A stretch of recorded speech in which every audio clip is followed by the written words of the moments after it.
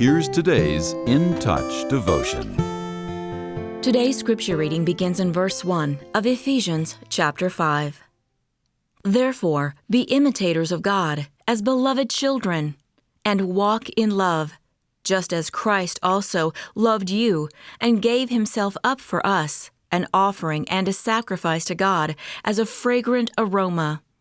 But sexual immorality, or any impurity or greed, must not even be mentioned among you, as is proper among saints. And there must be no filthiness or foolish talk, or vulgar joking, which are not fitting, but rather giving of thanks.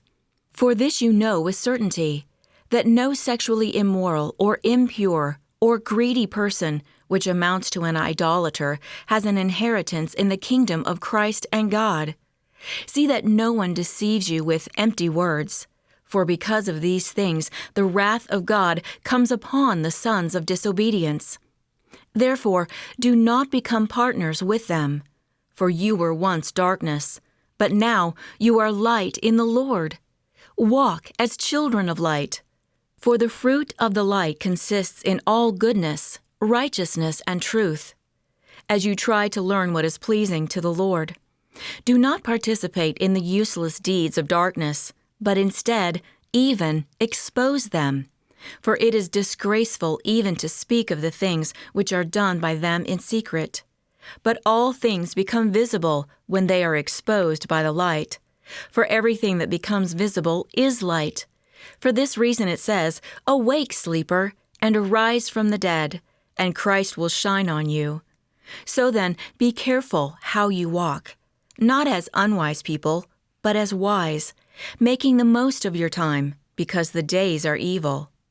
Therefore, do not be foolish, but understand what the will of the Lord is. Godly wisdom enables us to view things as the Lord does and to respond according to biblical principles. This discernment isn't automatic, but it's available to all believers who try to learn what is pleasing to the Lord. And the best way to know what pleases God is to read His Word. When those of us who are believers resolve to honor the Lord in all we do, say, and think, it transforms the way we make decisions. Instead of following natural instincts or sinful impulses, we seek God's viewpoint in a given situation.